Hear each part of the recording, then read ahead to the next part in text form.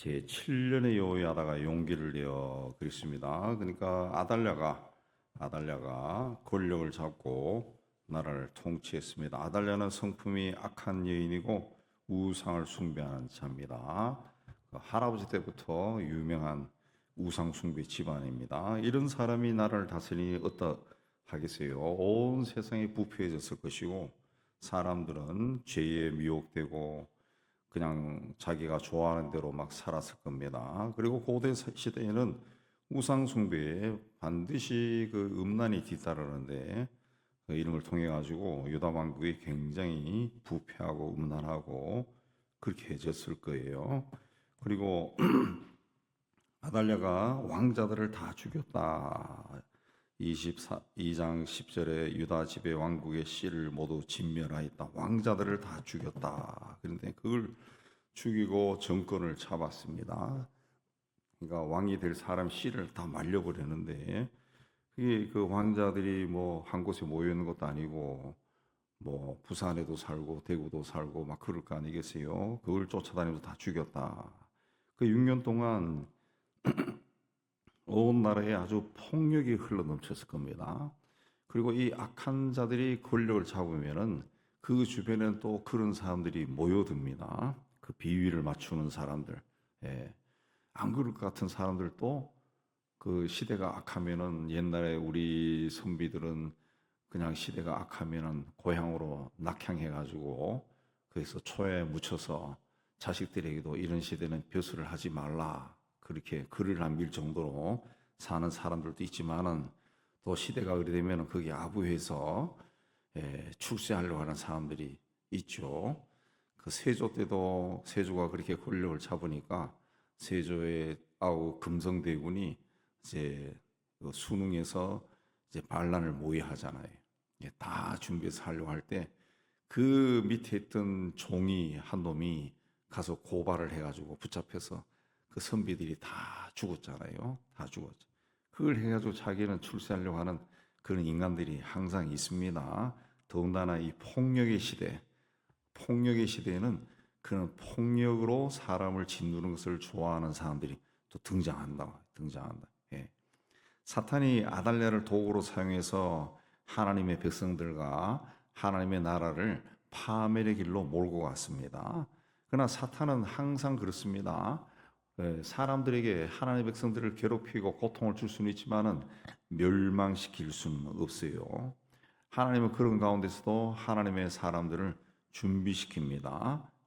그리고 하나님인 환경을 다 이렇게 만들어서 때가 되었을 때 하나님은 일하시는 분입니다. 그래서 제7년이 됐다. 6년이 지나서 7년이 되었다. 그때 여호야다가 제사장이 용기를 내어서 백부장 이러이러한 사람들과 더불어 언약을 세웠다. 이 2절에 보면 그들이 유다 왕국을 두루 다니면서 레위 사람과 이스라엘 족장들을 모아 예루살렘에 이른지라. 그리고 3절에 온 회중이 하나님의 전에서 왕과 언약을 세웠다. 그렇게 이야기합니다. 이때 이제 그 어린 왕이 요아스가 7살 될 때죠. 그때가 되었다는 거죠. 아달랴가 정권을 잡자마자 이런 일을 계획했다 그러면은 아마 실패했을 겁니다. 네. 근데 왜냐하면 아달랴 편에 서서 권력을 휘두르고 그렇게 하는 사람들도 만만치 않았을 거예요.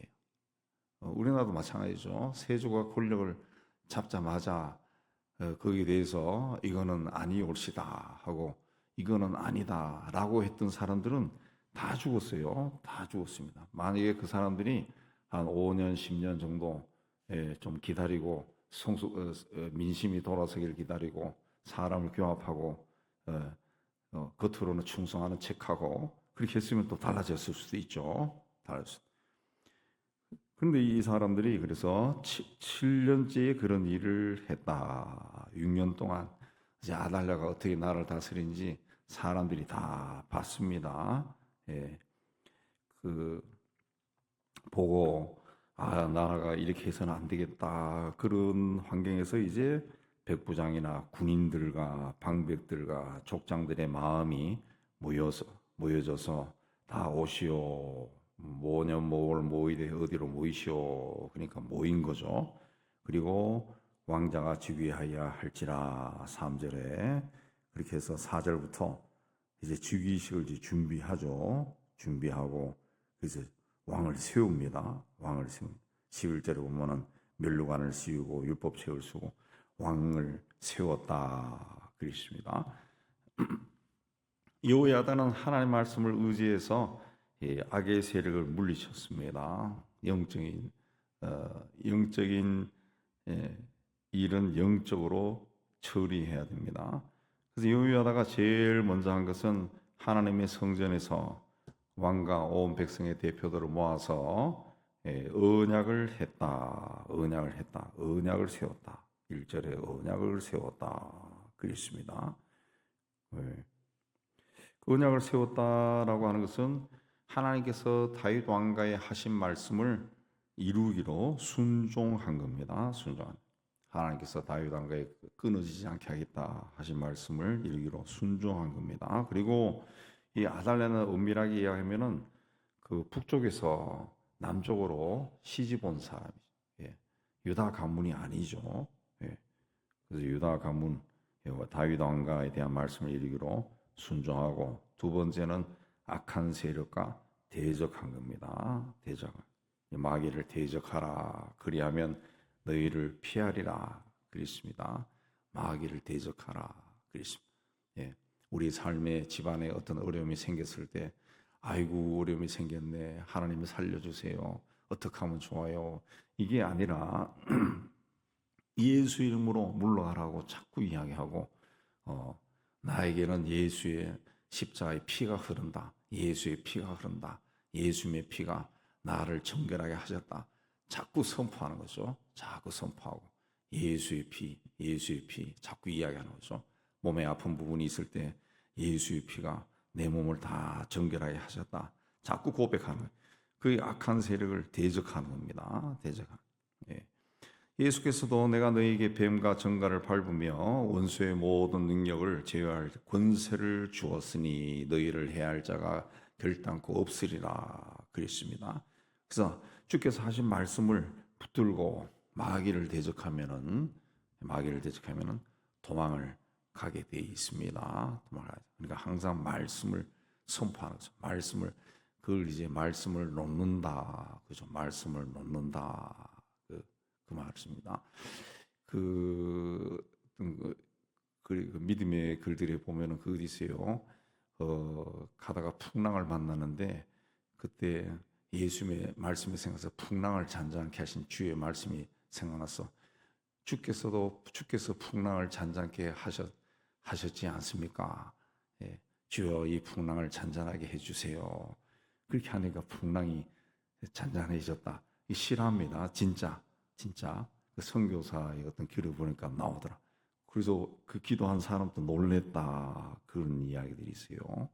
뱀에 물렸을 때도 뱀과 정갈을 밟으며 원수의 모든 능력을 권세를 주셨지 않습니까?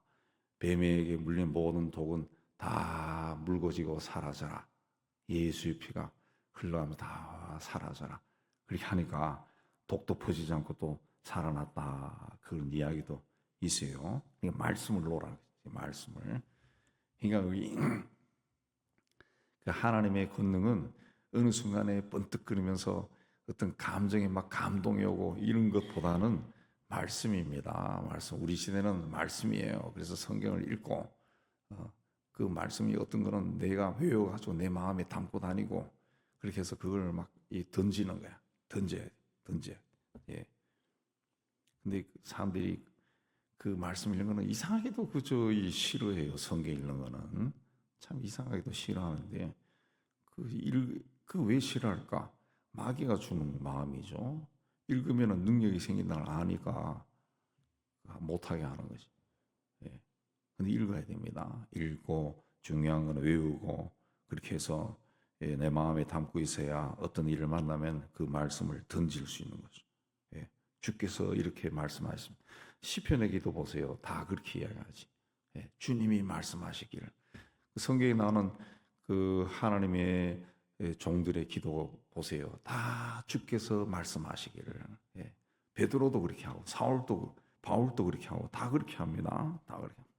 실제로 그렇게 하면은 하나님의 능력이 내 삶 속에 임하는 것을 경험할 수 있어요. 근데 사람들이 그렇게 하지 않고 은사도 잘못 알고 뭐 랄랄랄라 하다가 뭔가 번뜩 생기면은 그 말씀을 주셨다. 근데 그런 거 없어요. 오히려 그런 거는 사탄이 잘못 기도하는 거지. 이로써 잘못 조종하는 겁니다. 우리 말씀을 통해서 말씀을 해야 됩니다. 저도 그 예언이라고 하는 것이 이제 말씀을 그 신약 시대의 예언이라고 하는 것은 이제 구약의 그 당시에는 구약의 말씀을 풀어 가지고 예수가 그분이다. 그 하는 것이 이제 예언이 은사예요. 예언. 제가 그 세계 이곳저곳 다니면서 예언의 은사를 만난 사람들 보면은 그 제대로 한 사람들은 제가 듣기로는 거의 대부분 성경 말씀을 그대로 이야기하다. 그대로 성경 말씀을 이야기하세요. 그대로야. 다른 거 이야기 안 해. 근데 그렇지 않은 사람은 이번에는 이사 가는 것이 좋겠어요. 그런 사람들. 근데 이사 가는 것이 이번에 참 좋겠어요. 이번에는 삼성 주식을 사놓으면 좋을 것 같아요. 이거는 다 무당들입니다. 무당. 그렇게 하면은 기분은 굉장히 좋지. 금방 뭐가 들어올 것 같고. 근데 그건 다 속는 겁니다. 속는 거예요. 하나님은 그렇게 일하지 않습니다. 하나님이 뭐 삼성 주식이 오를지 내릴지 물론 하나님 아시겠지. 근데 하나님은 그런 데 관심이 제가 생각할 때는 없어요. 그런 거 없어요. 우리는 하나님 앞에 설 때 내가 80억 중에 한 명이다. 그런 겸손한 마음을 가지고 그럼에도 불구하고 하나님은 나를 기억하신다. 이런 또 감사한 마음을 가지고 하나님 앞에 늘 서야 됩니다. 우리가 하나님의 말씀을 의지하면은 마귀를 대적할 수가 있습니다. 근데 하나님의 말씀을 의지한다라고 하는 것은 하나님과의 관계가 바르게 되어 있다. 바르게. 하나님과의 우리와의 관계는 뭡니까? 아버지입니다. 아버지. 아버지와 자식이에요. 또 주님과 종이죠. 주님과 종입니다. 아버지와 자식이나 주님과 종인데 어떤 종입니까? 청지기는 뭐예요? 신실한 종이죠. 신실한 종. 주인이 믿을 수 있는 종이죠. 우리가 주님 그랬을 때는 주인이 믿을 수 있는 종이라. 그러니까 아버지와 자식, 주인과 종, 다 이렇게 굉장히 긴밀한 관계라죠. 긴밀한 관계. 그냥 주인이 모든 것을 맡기고 그 예수님 비유에도 나오죠. 먼 나라로 여행 갈 정도로 10달란트, 5달란트 맡기고 갈 정도로 아주 신뢰하는 종이라는 것이죠. 신뢰하는. 우리가 이런 관계가 되어 있는 것은 마귀도 안다고. 마귀도 영적인 존재이기 때문에 딱 보면은 저게 영적인 존재이기 때문에 마귀도 안다는 거죠. 마귀도 안다. 그런 때 이제 하나님의 역사가 일어나는 거죠. 예수님의 제자들이 귀신을 쫓아내려고 했지만은 쫓아내지 못했어요. 그때 사람들이 예수님께 뭐라 그럽니까? 이 사람들이 귀신을 쫓아내지 못했다 그랬어요. 근데 예수님이 귀신을 단번에 쫓아내니까 제자들이 뭐라 했습니까? 우리는 왜 귀신을 쫓아내지 못했습니까? 그러니까 예수께서 기도 위에 다른 것으로는 나가지 않는다 그랬습니다. 기도가 뭡니까? 하나님과 내가 하나가 되는 게 기도야. 하나가 되는 거. 사도행전에서 유대 제사장 스게와 7 아들들이 귀신을 쫓아내려고 했다고요. 제사장의 7 아들이죠. 제사장의 7 아들. 7은 완전이죠. 완전. 나름대로 이 종교 생활을 신앙생활을 철저하게 하는 사람들이 귀신을 쫓아내려고 했을 때 귀신이 뭐라 그랬습니까? 예수도 알고 바울도 내가 아는데 너희는 누구냐 하고 귀신이 그들을 오히려 제압해 버린. 그래서 그들이 막 도망갔어요. 귀신이 안다는 거지. 귀신이 이 사람이 하나님의 은혜 가운데 있는 사람인지 하나님의 사랑하는 사람인지 영으로 충만한 사람인지 귀신도 안다는 거죠. 흉내는 낼 수 있어요. 흉내 낼 수 있어. 귀신도 안 당하지. 귀신이 어떻게 알아요? 귀신같이 알지. 그러니까 아는 거예요, 귀신이. 그래서 귀신이 봤을 때, 아, 저놈은 내 종이구나. 아, 쟤는 하나님의 종이구나. 하나님의 종이라는 것을 알면은, 하나님과 아주 관계가 밀접한 사람이라는 걸 알면은 귀신도 함부로 할 수가 없는 거죠. 여호야다가 아달랴의 세력을 물리칠 수 있었던 것은 그가 하나님 말씀에 순종했다. 오늘 말씀에서 쭉 읽어보면은 다 언약을 맺고 하나님의 이름으로 사람들을 모으고 그 제사장 아니에요. 근데 사람들이 봤을 때도 그 암울한 시대에도 이 여호야다 제사장은 그 사람들이 존중하고 그들을 믿었다는 거죠. 믿었다. 그렇습니다. 예.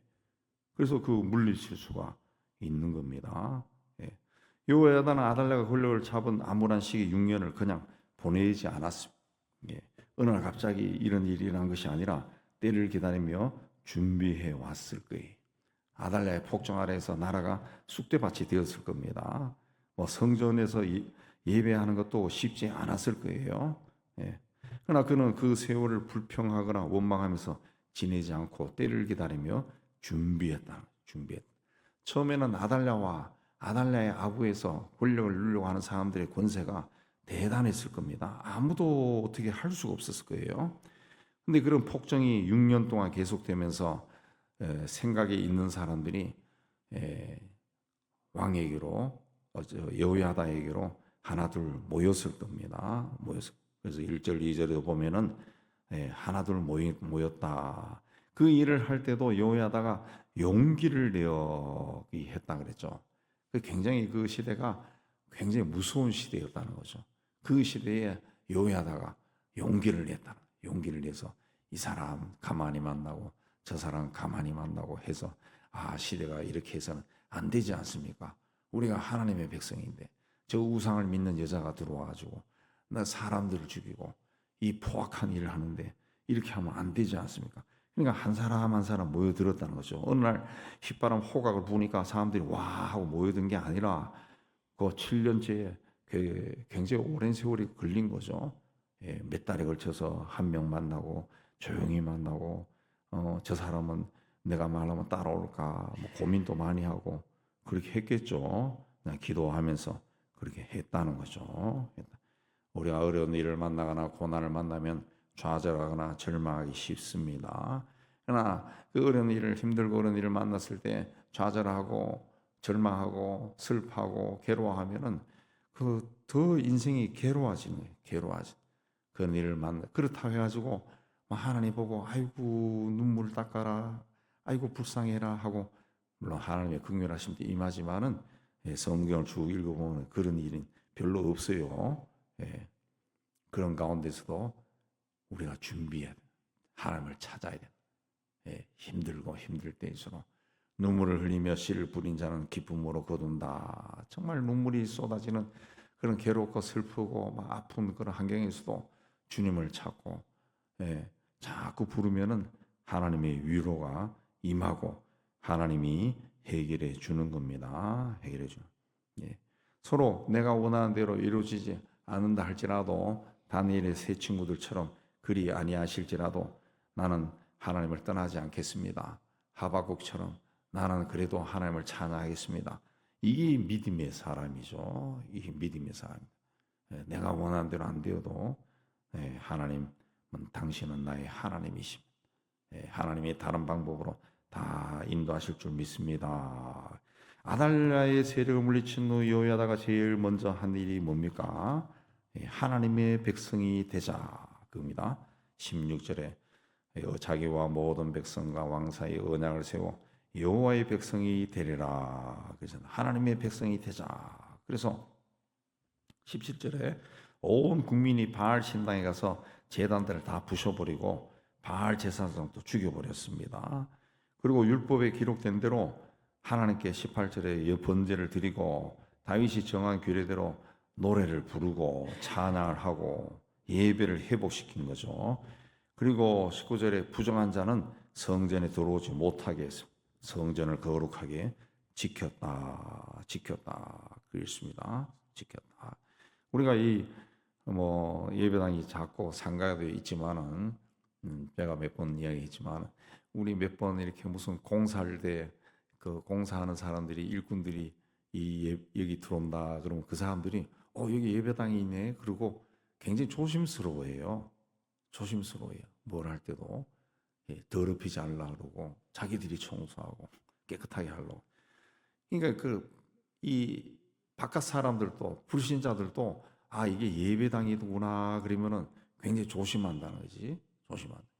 근데 그 교회를 다니는 사람들이 그 교회 안에서 서로 미워하고 판단하고 싸우고 그렇게 하면은 그게 말이 됩니까? 말이 안 되죠. 근데 우리 한국 교회는 그런 교회가 굉장히 많아. 굉장히 많아요. 예. 그러니까 이 교회가 힘을 잃어버리는 거죠. 교회가 힘을 잃어버리고 막 흔들리는 겁니다. 흔들리는 거.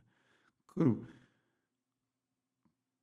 외부 세력들도 그렇게 안 보는데 오히려 그 안에 들어온 사람들이 아주 세상적인 마음을 가지고 교회를 섬기고 주님을 섬긴다.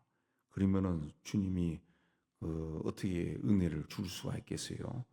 요하다가 이 성전을 회복할 때 부정한 자는 들어오지 못하게 해라 그랬습니다.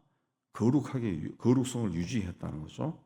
그렇게 하니까 백성들이 다 즐거워하고 성이 평온했다. 모든 백성들이 즐거워하고 기뻐하고 성도 평안했다. 하나님이 기뻐하신 일을 행하면은 하나님이 백성들에게 사람들에게 기쁨을 줍니다. 그리고 평안을 주셔. 평안, 샬롬을 주십니다. 여호야다처럼 하나님의 뜻에 어우러진 것을 봤을 때 그걸 세우기 위해서 뭐 드러내놓고 일을 할지는 못해도 은밀한 가운데서도